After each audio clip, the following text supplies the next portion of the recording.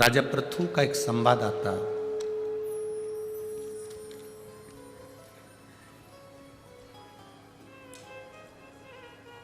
राजा पृथु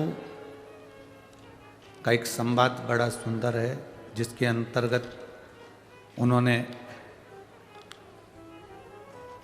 दरवाजे पर एक संत भिक्षा के लिए आए और जब संत भिक्षा के लिए आए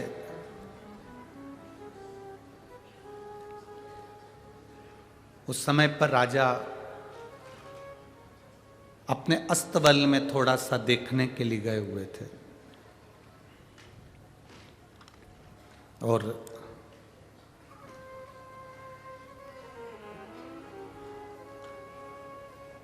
जब अस्तबल में देखने के लिए गए हुए थे तो उस समय पर एक संत ने आकर राजा के सामने आवाज लगाई, महाराज बहुत भूख लग रही है, आप मुझे कुछ खाने को दे दो।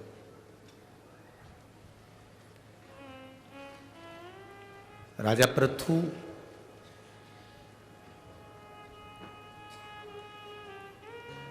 संत की उस मांगनी पर, संत की उस भिक्षा पात्र में घोड़े की लीद उठाकर डाल देते हैं।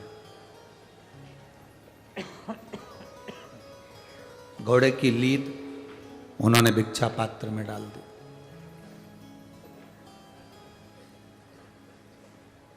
जब घोड़े की लीद उस भिक्षा पात्र में डाली तो संत को क्रोध नहीं आया।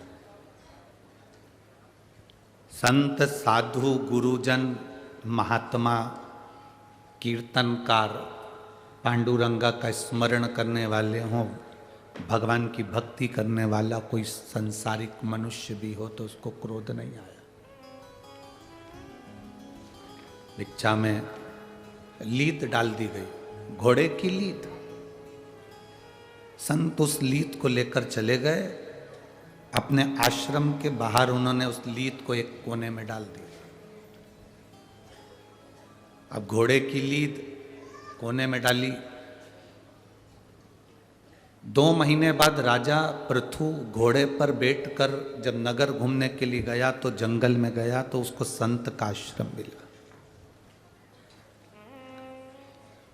उसने महाराज जी को प्रणाम करते हुए विचार करा कि ये संत के पास में कोई घोड़ा नहीं दिख रहा, कोई अस्तबल नहीं दिख रहा, पर ये संत की कुटिया के पास में ये इतनी सारी घोड़े की लीद का ढेर लगा हुआ है। कम से कम 25-50 किलो लीद यहाँ पड़ी हुई है, तो मतलब यहाँ तो कोई घोड़ा दिख नहीं रहा। फिर ये लीद कहाँ से आ गई? राजा उस संत के चरणों को प्रणाम कर कर बोला, महाराज आपके यहाँ कोई घोड़ा नहीं दिख रहा, तो ये लीद, इतनी सारा ढेर कहाँ से आ गया घोड़े की लीद का? संत ने कहा, मैं जब एक नगर में भीख मांगने के लिए, भिक्षा लेने के लिए जब मैं गया, भिक्षा पात्र लेकर जब मैं भिक्षा लेने के लिए गया तो एक राजा ने मेरे कटोरे में ये भिक्षा में लीद दी थी और कहा था ले ये खा लो। वो लीद लाकर मैंने अपने आश्रम में डाल दी थी।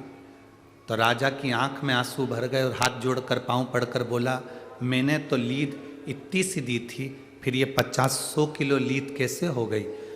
संत कहते हैं जो दान किया है वो बढ़ता भी तो है।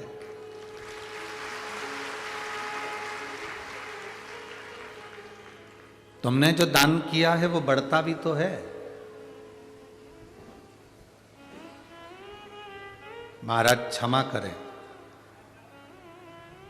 मैंने आपको खाने को लीद दी थी। संत कहते हैं, राजन अब तुमने जो दान करा था वो बढ़कर तुम्हें मिलेगा।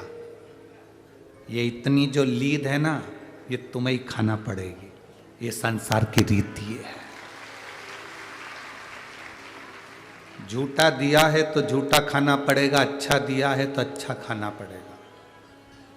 शिव महापुराण की कथा तो यहाँ तक कहती है कि तुम्हारा ससुर भी भोजन करने बैठे तो जैसे तुम्हारी पति की थाली लगाती हो प्रेम से, ऐसे ससुर की थाली लगना चाहिए प्रेम से।